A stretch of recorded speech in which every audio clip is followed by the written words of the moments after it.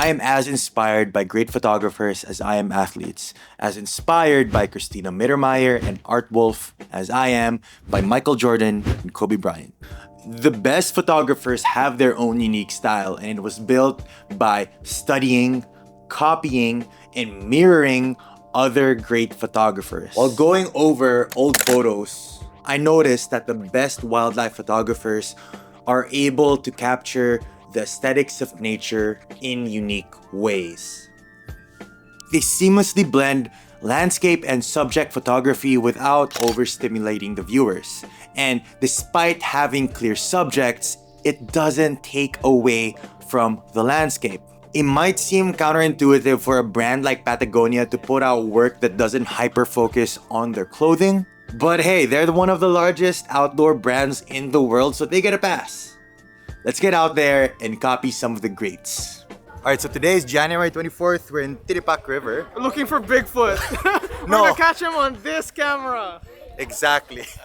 4K, Bigfoot, watch out. Okay, so today is January 24th. We're in Titipak River and we're gonna try and recreate some of my favorite photos like ever. These photos are gonna be wildlife photos, magazine covers from publications like Patagonia, National Geographic, stuff like that. And it'll be cool, it'll be fun. Amazing. Here are a couple things we're looking for in the photos. The first is composition. I noticed a lot of published wildlife photography is a mix between landscape and subject photography. Obviously, if we're looking at National Geographic's work, we're looking at more landscape photography, while Patagonia has a bit more focus on their subjects. For my photos today, I wanted something a bit more National Geographic. So that means small people, big world. Walk down here, see a bunch of valleys. It's pretty cool actually. Apparently these are like limestone formations. And these are my friends. I can voice over this, but I choose not to. So I'm gonna do this live and act like you're not there. Okay. So this is Maui. She's cool. Maui, wow. That's Steffi. She's here. She's cool too. Okay. She's cool too. But mainly she's here. That's Eliana. I met her last Saturday. Am I here also? Yeah, she's also here. Do you like nature? Hey. Nah. It's easier with a bag on. No, it's not. The second is color. I wanted that old vintage filmic look. I wanted to focus on using color to make something in the photo stand out. Honestly, I don't know if I was able to do that. You can be the judge when I reveal the photos later. The third is perspective. We're gonna be shooting with just a camera, so that means a lot of handheld eye-level shots. I'm obviously gonna try and play around with perspective to give the landscape a larger-than-life feeling, but I don't want to make it too intimidating to the viewer. After all, the main focus of this endeavor is to get people to go outside. Alright, so honest thoughts. Entire thing was like 15-minute walk. Not that crazy. But honestly, I was expecting more. I was expecting something harder. Maybe between the caves. The caves are under renovation, as you said earlier. But could have been better, I guess. Alright, and then I think overall the photos we took, amazing bangers. I wish we had more. I wish we had more like environments to shoot in, with different places to shoot in, but not enough places, not enough time, not enough places, definitely. We'll come back, we'll see it, we'll come back again, try and shoot more. Peace. Why are your legs so wide, sir? That's like part, There's so much. Dude, Bigfoot could be in there. Bigfoot. Wait, I gotta. And then let me zoom out. Step. I don't remember that, Rob. It's a new Rob. Alright, we're back home and editing these photos. Let's just jump right in.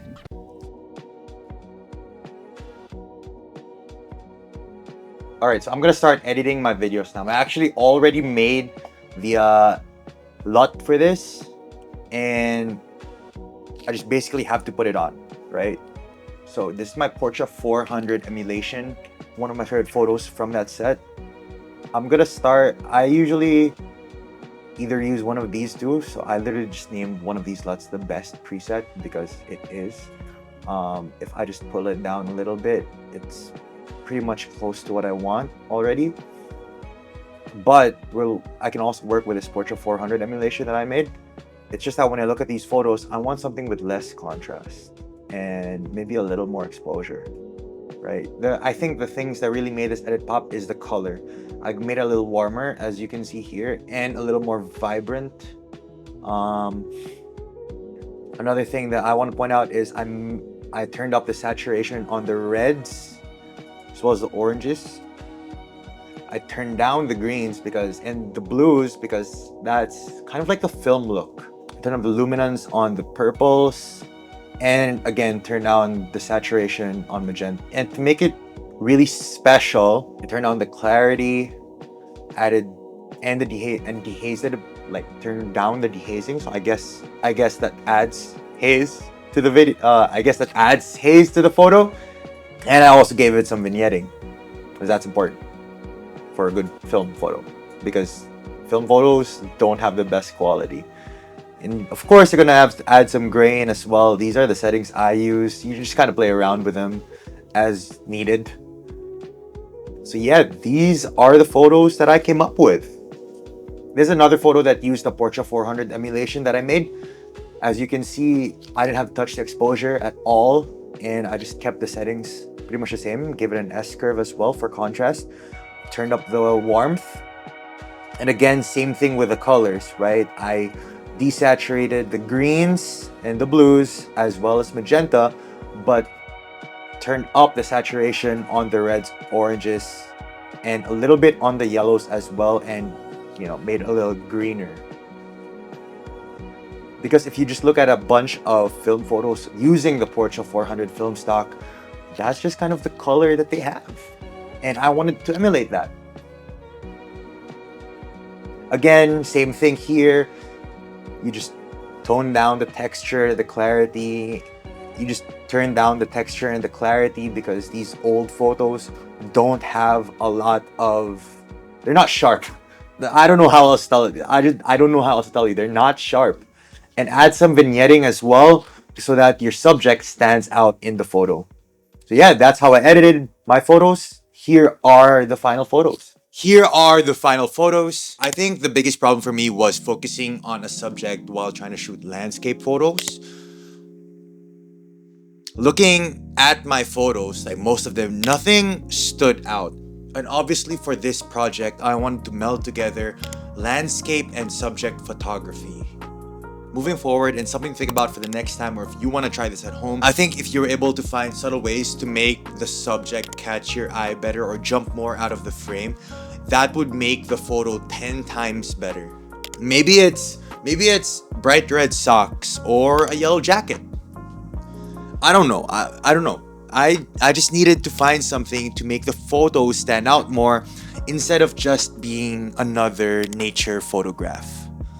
The compositions honestly felt a little repetitive. I suppose it's the lack of vision, preparation, and storyboarding on my end, because I didn't have a specific feeling or message that I wanted to replicate. If you look at great works across any medium, whether it's in film, writing, song, photography, painting, they're great because they're able to convey and create strong emotion. As stupid as it may sound, I think people genuinely remember art when it makes them feel something.